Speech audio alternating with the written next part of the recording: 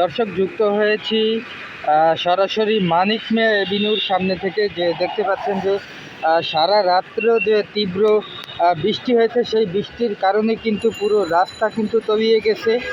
একদম মানিক মিয়া এভিনিউ পুরো সংসদ ভবনের সামনের যে চিত্র আপনাদেরকে কিন্তু দেখানোর চেষ্টা করতেছি। দর্শক দেখতে পাচ্ছেন প্রায় হাঁটু সমান পানি কিন্তু এখানে ভরে গেছে, এবং এখান থেকে যে গাড়িগুলো যাচ্ছে সেগুলো আপনাদেরকে দেখানোর চেষ্টা করছি। দর্শক